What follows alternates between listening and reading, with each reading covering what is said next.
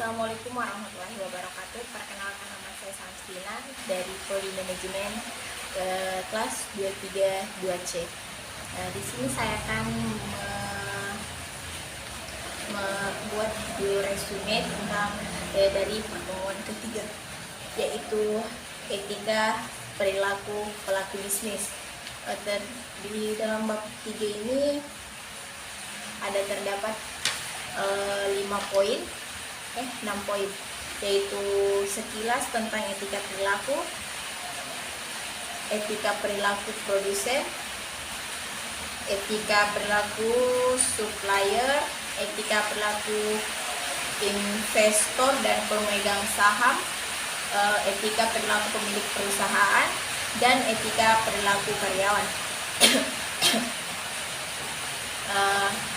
Baik, kita lanjut ke poin pertama, yaitu sekilas tentang etika perilaku, yaitu pernyataan bahwa good business it's ethics business merupakan hal menarik yang perlu mempertimbangkan oleh perilaku bisnis, sebagai sebuah slogan yang mengajak para pelaku bisnis untuk menjalankan kegiatannya secara beretika. Pernyataan tersebut mampu membawa sugesti positif bahwa bisnis yang baik adalah bisnis yang beretika. Terlebih dengan hasil studi empiris yang menunjukkan bahwa bisnis yang berhasil secara umum merupakan bisnis yang memiliki pedoman etika dan mampu membangun etika perusahaan yang baik sebagai aset dari bisnis.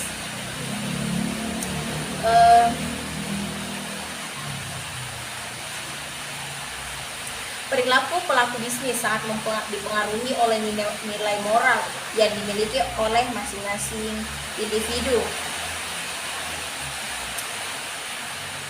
Etika menuntut agar seseorang melakukan ajaran moral tertentu karena ia sadar bahwa hal itu penting dan memang bermanfaat dan baik bagi dirinya dan orang lain. Keraf 1998. Meskipun menurut teori etika nilai kemanfaatan bersifat subjektif, namun sudah cukup banyak hal-hal yang disepakati oleh masyarakat menjadi etika sosial dan menjadi kelasiman dalam menentukan standar etika dan posisi etis seseorang. Di sini lebih lanjut dikemukakan bahwa moralitas memperlancar kegiatan bisnis dan semua kegiatan lain dalam masyarakat. George 1999.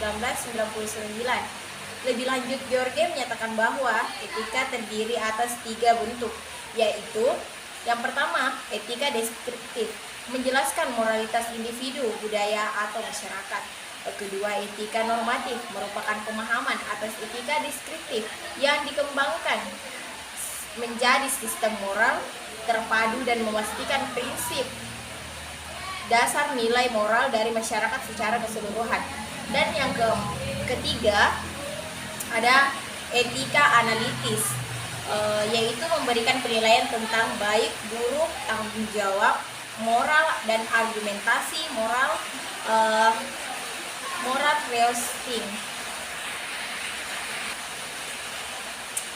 Ketiga bentuk tersebut semua perlu untuk dikenali, dipelajari, dipertimbangkan, dan disepakati sebelum memulai kegiatan bisnis agar bisnis dapat berkelanjutan atau going concern.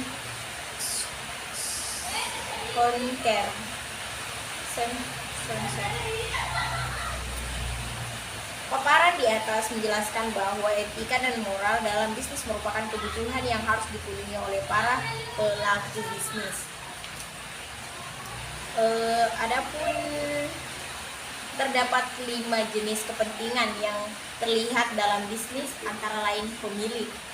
Pemilik adalah individu atau sekelompok yang memiliki ide untuk memulai suatu bisnis dengan mengorganisasikan, mengelola, dan mengasumsikan risiko suatu bisnis yang dihadapi mulai dari permulaan bisnis.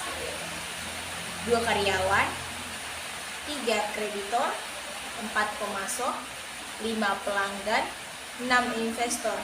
Di sini bilangnya 5, tapi ternyata 6 ya. Dan sini keenam, pemegang saham. Kepentingan utama bisnis tersebut memiliki peranan yang penting dalam membuat sebuah aktivitas bisnis yang beretika.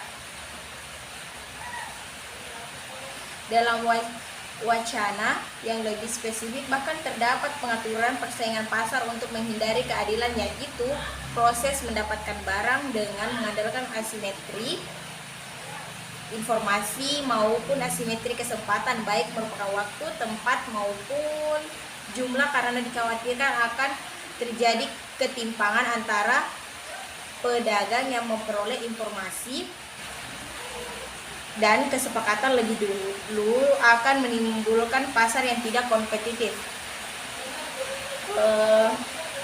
Larangan keras untuk mengurangi timbangan, menyembunyikan cacat yang terdapat dalam barang yang dijual. Nah, hal ini tidak boleh ya guys, sama doang kita membohongi pembeli. Ceritanya kita tidak mendalami yang namanya etika bisnis. Dan melakukan manipulasi pemasaran, manipulasi penawaran dan permintaan atau supply dan demand. Menjual barang dagangan yang dengan harga jauh lebih tinggi dari harga pasar secara sengaja karena memanfaatkan ketidaktahuan pembeli. Itu sama-sama membohongi.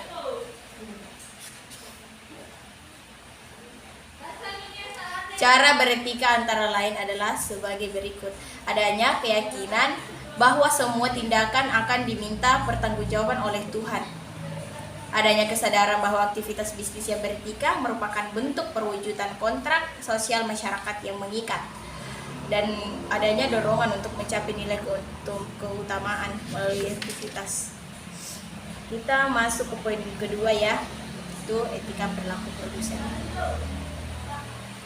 Produksi merupakan aktivitas menghasilkan barang dan jasa melalui proses transformasi input menjadi output tertentu secara profesional dan bertanggung jawab dengan tujuan agar hasil produksi dapat dimanfaatkan oleh konsumen dengan baik. Dan ketiga, etika perilaku supplier. Apa sih itu etika supplier? Era globalisasi menuntut tanggung jawab perusahaan tidak hanya pada keluarnya produk dari gudang saja. Supply chain merupakan pengelolaan kegiatan mulai dari pengadaan bahan baku, memproses menjadi barang setengah jadi dan barang jadi, dan mengirim barang tersebut ke rantai distribusi. Masuk ke ini. Ada spesifik dalam peran pemasok, terdapat beberapa masalah utama yang sering terjadi, antara lain adalah menentukan tingkat outsourcing yang tepat, mengelola pembelian atau pengadaan suatu barang, mengelola pemasok, mengelola hubungan terhadap pelanggan, mengidentifikasi masalah dan merespon masalah dengan tepat, dan terakhir mengelola resiko. Tujuan penerapan supply chain sebagai bentuk komitmen profesionalisasi dari pelaku bisnis agar bisa memenangkan persaingan. Keempat, etika perilaku investor dan pemegang saham.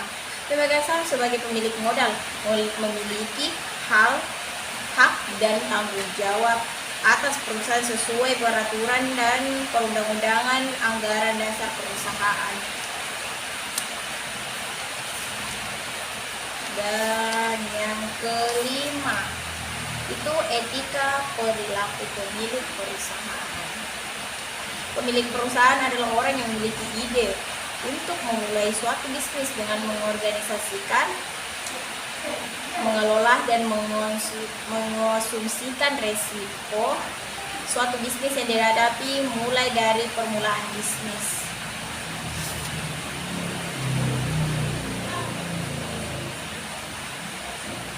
Dan yang terakhir, ini poin terakhir, etika perilaku karyawan.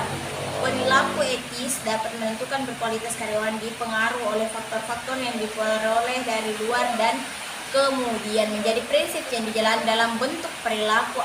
Faktor-faktor tersebut adalah pengaruh budaya organisasi. Budaya organisasi merupakan sistem makna bersama yang dianut oleh anggota-anggota yang membedakan organisasi itu dari organisasi yang lain. Kedua itu kondisi politik.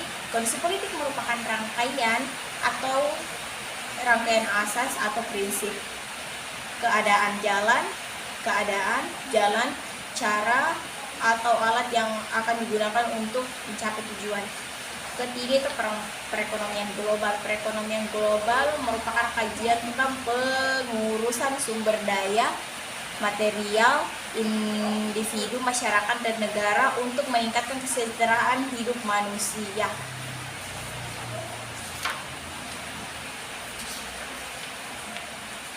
Baik, itulah tadi yang dapat saya sampaikan. Sekian dari saya. Mohon maaf bila ada salah kata. Wabillahi taufiq wal hidayah. Assalamualaikum warahmatullahi wabarakatuh.